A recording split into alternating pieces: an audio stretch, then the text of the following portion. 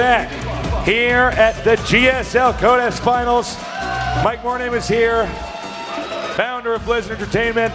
The world is watching right now as we got HyuN against Sniper. HyuN, he's been aggressive.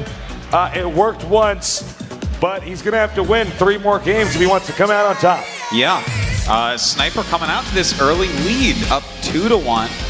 Next map, Entombed Valley. I feel like it's a good map to play a longer game on. So, sure. Is HyuN going to continue with this really aggressive play? You know, what's weird about Entombed Valley is that it's not the biggest map, but it does make for very long games. You know? Yeah. It is definitely anybody who likes games past 50 or likes to play games past 15 minutes prefers this map. Yeah, it's a good map for something like that. You know, just sure. the ease of taking that 30 almost seems silly to not take it. You know, sure. How much does it really cost to make a hatchery? It's not that much, Tasteless. Now you do it, it's not that much at all. It's a bargain, 300 minerals, to be honest. Yeah, it's quite a deal. So you look at this, and you got to say, if Sniper wins this, it's going to be hell for HyuN.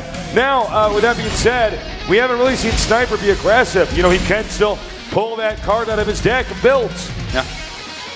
All right, well, it's HyuN against Sniper in Entombed Valley.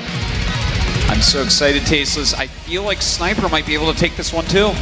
You know, sometimes in these best of 7s, it is a momentum thing.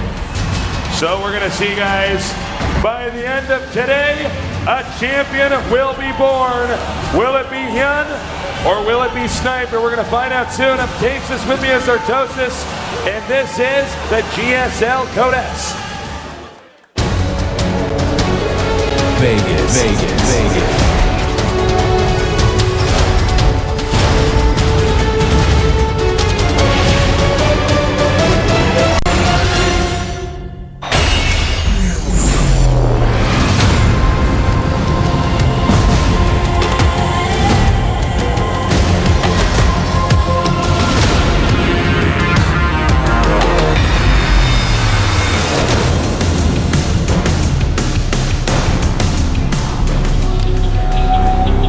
In the upper left, in the red, he needs to come back if he wants to win this. His ID is GSL HyuN.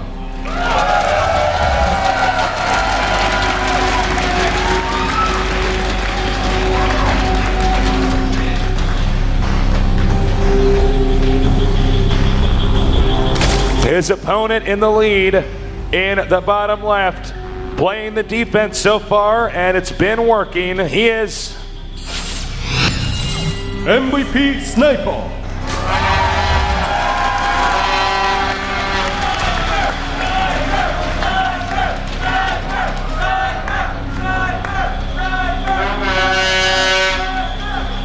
The Sniper fans are really energetic, man. Yeah, man. I dig it. I dig it. That is some sick artwork right there. I wish I could draw. Is that a Hydralisk with a marine gun? Someone should tell him he can spit that acid stuff too. I guess he can do both. No. By the way, I saw a sign in the... Are you from Costa Rica? Did you fly in here for this? Sick. That's pretty awesome. I love when I see people coming in from out of country to to these finals. It's awesome. All right, so very different builds. Yeah, but Pool first, hatch first, but it will yield fairly similar results. Yeah, it's kind of like we saw last game, guys. Sure. It's not very much different. The only time these builds matter is if one guy just decides to 6 pool. Yeah. Then it's like, oh god, oh god, oh god. He got a little bit maybe too greedy and was going for a hatch, extractor pool. Well, their overlords have found each other very easily. They both see exactly what's going on. They both know what's expected out of them, and therefore they can switch it up a little bit. Sure. There could be something like a pooling of speedlings that you showed the last thing, because they are kind of the closer positions rather than cross map.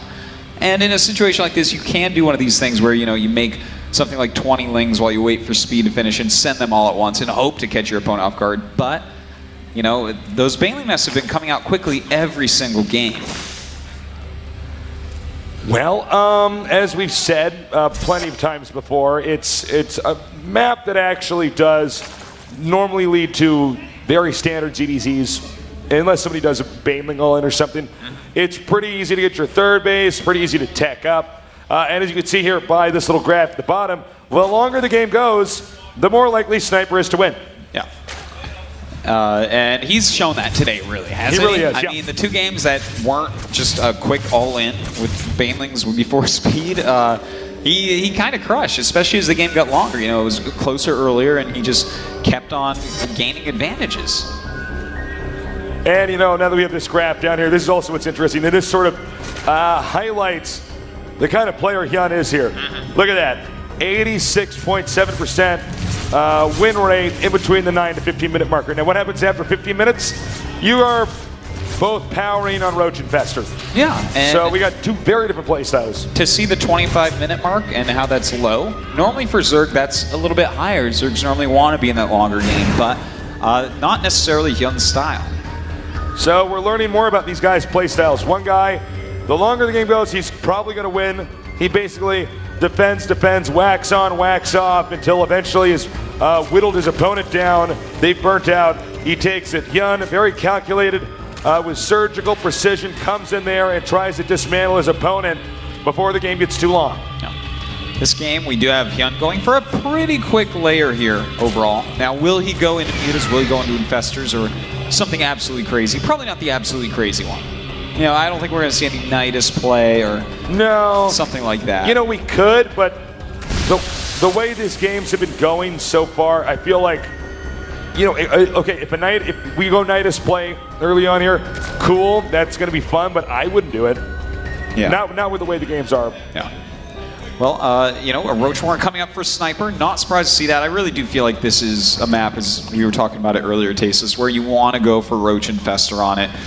It's so comfortable to sit at the top of your ramp, to take those 3 bases, and it's kind of easy to block out things like mutas here. So I feel like this is a pretty good choice by both players, and this game I feel like should go pretty long. Yeah, I think so. I think this actually should be our longest CDZ here today. Yeah, I think so. So, both players getting that ranged attack, still defending quite heavily. The Roach Warren's about to finish, and you know, they're grabbing Overseers. Well, at least one Overseer so far. And that's going to allow them to see exactly what's going on and realize, oh, we're doing basically the same thing. Now, HyuN looks like he's shifting gears. It looks like he wants to take his third base first here and try to invest into the late game. Yeah, and he's actually making a lot of Zerglings right now, which is kind of interesting. I guess he wants to go down, save this out. Oh, God, he doesn't get to save it. Now, he made a lot of Zerglings during this, so he has to go and deny Snipers a third base. That's like something he absolutely has to do right now, or he's just already going to be well behind. Whoa! That was close. Yeah. And he is going to get that Baneling last second. A lot more lings now in the mail here for HyuN. HyuN headed southbound towards Sniper's third base. A few Roaches to defend, but this hatchery will 100% be canceled. Yeah, this was a good move by HyuN. He realized what was going on, and with this forced cancel, he can throw down his third again, and he can still have a slightly quicker third than his opponent. Sure. So, you know, even though you had to cancel yours, as long as you make your opponent cancel as well, it's fine. Yeah, economically, a pendulum game so far. We do have the faster Infestor tech, though, for Sniper. That's something that he's done every game as well. You know, he's really getting that up super, super fast, and that's going to help him out immensely. Well, you know, man, I mean, when you think about it, even if you're not going to attack with the Infestors early on, you can pool a bunch of the energy. Yeah, so true. Well, we do have a big group of units of Sniper out across the map right now. There's a lot of Roaches and some Banelings in there as well, but HyuN, seeing this move out, made a lot of Roaches of his own, and they both have speed, so don't expect this attack to actually end up doing anything. Now this could be bad here. The Lings are faster than the Roaches if he gets in front and avoids those Banelings. He blocks. Oh, beautiful by HyuN right now. Sniper could be in a lot of trouble. Looks like he's going to lose this group of Roaches. This is a beatdown. Great moves by HyuN. And now he's hitting the front door. The Spike Crawler vaporized right now. The Roaches continuing to push. There may be too many Roaches. And yeah, it looks like he's going to deal some significant damage. Can he pick off things like queens or infestors during this? That would be ideal. In fact, he's going to kill quite a few roaches as well. HyuN with a perfect counterattack here. And Sniper suddenly in a lot of trouble. I think that might be it. I think this series may have evened out. He got the infestors out, but there wasn't enough time. GG. And GG. It's 2-2. Wow. HyuN, beautiful play there, Tasteless, to surround those roaches. That was kind of a weird little timing attack by Sniper. He tried to get in there. I think he was going up to try to cancel the third again, but, you know, roaches, he can just make his own roaches and hold off a roach baneling attack. So, HyuN, beautiful micro with those lings, I have to say. All right, things calming down over in the TSL side. And, you know, I have to say, that was not a game where, you know, HyuN goes into that and says, you know what I'm going to do? I'm going to trap his roaches when he's running away. That was something on the fly. He saw that retreat. He said, all right, if I do this just right, I am going to block those roaches. The math is in my favor, and I win this game. He did it. Great improvisational skills. Yeah, seriously, that's exactly what it was. It was a really weird scenario, especially with the two banelings in the army, but HyuN dodged those banelings, kept his zerglings out in the front, and somehow did that. And that from there, it was just a roll. I mean, that was really well done. And now suddenly, a lot of faith for a lot of people, I think, going to be restored in HyuN, showing that, hey, he can play that longer macro game too. Even though that wasn't like a super long macro game, he still did it very well. He did. He did a fantastic job. You can see here the emotional atmosphere shifting in between each set. As you know, Sniper's thinking, oh crap, now it's 2-2. I mean, the difference between having it be 2-2 or 3-1 is so tremendous. Oh, it's huge. All right, I do. I'll marry all you guys, man. We'll have some polygamy here. Okay. We're close to starting this game. The map is Whirlwind. And Olaf has invaded the Code S. Who is that? Thorzan? No. So, what are we going to do? In this situation with Whirlwind, I have a hard time figuring out that map. Well, Whirlwind, it's so big, Tasteless. It's so big, and there's so many ways to actually attack, especially the third base. Natural shouldn't be hard to hold, but that third, that's going to be a tough one. So yeah, it totally will be. Things like Zerglings are going to be very useful. Mutas could be very good. And again, especially if they're cross spots, Roach timing attacks may not pay off, as we've seen on some of these maps so far. The map is super open, too. It's kind of, think of it like a giant plane, really. So you can have like insane concaves on this. You can have Roach versus Roach concaves that take up more than like the entire screen. Yeah. You ever had that when you're playing a game and you're like, oh, I'm winning, and then you like scroll and you're like, oh, there was always the roaches there. I totally bungled that. It happens. It happens, man. It looks like we're close to starting this game. You guys excited?